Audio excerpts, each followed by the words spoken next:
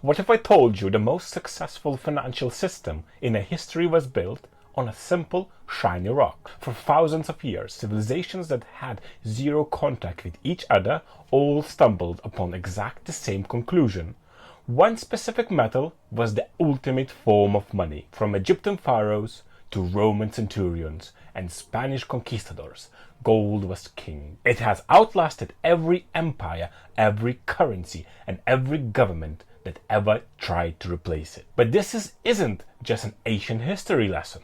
The ghost of the gold standard still haunts our modern financial world. And its story is the perfect blueprint for understanding the most disruptive financial invention of our time, Bitcoin. So why did we trust a shiny rock for 5 millennia, and are we watching history repeat itself just in a digital form? Before money, life was about a nightmare. Imagine you're a farmer who needs shoes. You would have found a shoemaker who just happened to want your wheat right now. It was a messy, inefficient dance, so humanity got creative, trying everything from salt and shells to cattle and even giant stone wheels. In ancient China and Africa, cowrie shells were the currency of choice. But these early forms of money all had a fatal flaw. A single storm could wash a new supply of shells onto the beach, and poof, your life savings are suddenly worth less. Salt could spoil, and cattle could die. We needed something that would last. And then came the metals.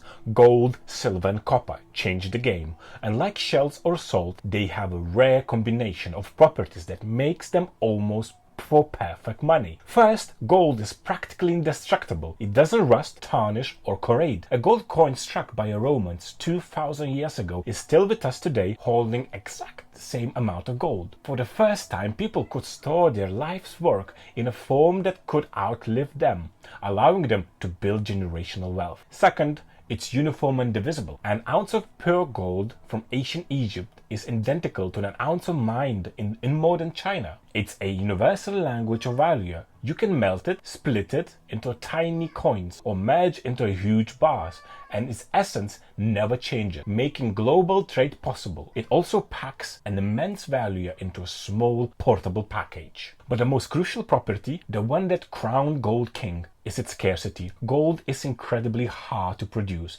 Think of all the gold ever mined as a water in a bathtub. And this is the stock. The new gold mine each year is like a tiny trickle from a faucet. The flow barely increasing the total amount by about 1.5% a year. This high stock-to-flow ratio makes its supply incredibly stable and predictable. No king could magically print more, and no alchemist could whip it up in the lab. This predictable scarcity made gold the most trustworthy money the world had ever seen. Because of these unique qualities, gold became the bedrock of global trade. Around 600 BC, the Kingdom of Lydia created the first standardized gold coins, and the idea went viral. The Roman Empire used gold to power its legions and trade networks. The Egyptians saw it as the flesh of the gods, a sacred symbol of eternal power. This system worked for centuries. Gold simply was the gold. It funded the Renaissance and fueled the ages of discovery. But as economies grew, carrying chests of gold became the huge problem. It was risky and widely inconvenient. This led to the birth of banking. You would deposit your physical gold in a secure vault and get a paper certificate in return, basically a claim to check your gold. This innovation made commerce explode. Instead of trading heavy coins, people could trade lightweight paper. For a while, it was a perfect system, but this convenience introduced a fatal flaw, a crack in the golden foundation that would eventually bring everything crashing down. This system, a paper backed by gold, became the classical gold standard, adopted by most major countries in the 19th century. Nations like Britain, Germany, and the United States created a stable international system where a country's currency was directly convertible to a specific amount of gold. In theory, you could walk into a bank and swap your paper bills for real physical gold. But this put a tight leash on the governments. They couldn't just print money to fund wars or pet projects, because every bill needed to be backed by actual gold. It created an era of stable prices and deep trust in money. But the system's greatest strength, its convenience, was also greatest weakness. The link between paper and gold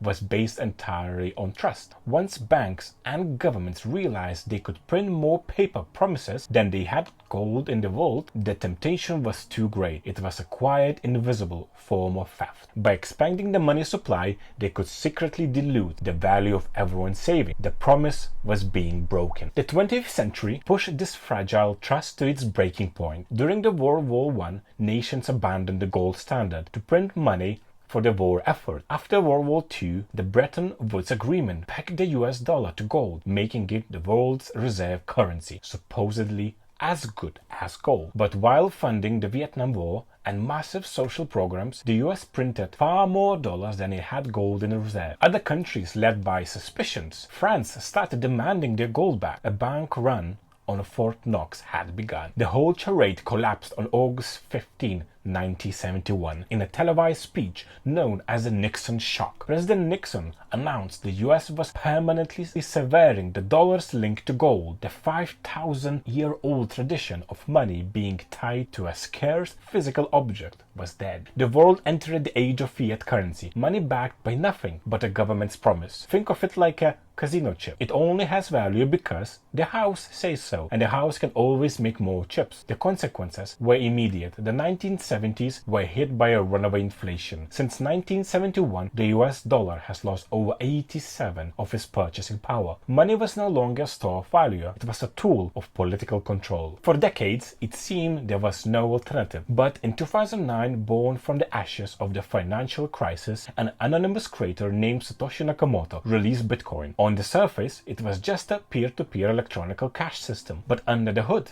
Bitcoin mirrored the ancient properties of gold almost perfectly. And in some ways, it was a radical upgrade. Where gold gets its scarcity from geology, Bitcoin gets its scarcity from pure mathematics. Its supply is permanently capped at 21 million coins, a limit enforced by a global computer network that can never be changed. Where gold is durable, Bitcoin is arguably invincible. Its public ledger, the blockchain, is like a book copied thousands of times and stored in libraries all over the world. You cannot burn it by destroying one or even hundreds of the copies. It's also perfectly divisible into 100 million smaller units called satoshis. But where Bitcoin truly leaps forward is in portability and verification. Moving millions in gold is a logistical nightmare. With Bitcoin, you can send the same value anywhere on Earth in minutes. Most importantly, Bitcoin achieves something gold never could: absolute scarcity that is completely decentralized. There is no central vault to raid, no central authority to corrupt, and no government that can print more. It takes the timeless principles of sound money and launches them into the digital age. So we are left with a fascinating question. For 5,000 years, humanity trusted a shiny rock because its physical limits made it honest. Now, we have a digital asset that embodies those same principles through mathematical proof, free from the physical limitations that ultimately led to the gold's downfall. Is history repeating itself? Is our search for a trustworthy independent store of value leading us from a shiny rock to a string of code? I want to know what you think. If you had to pick one asset to hold for the next 100 years, would it be gold or Bitcoin or fiat currency? Let me know your choices and your reasons in the comments below. This story, from the dawn of civilization to our digital future, is one of the most important of our time. If you got value from this video, hit that like button and subscribe if you don't want to miss the next video. Thanks for watching.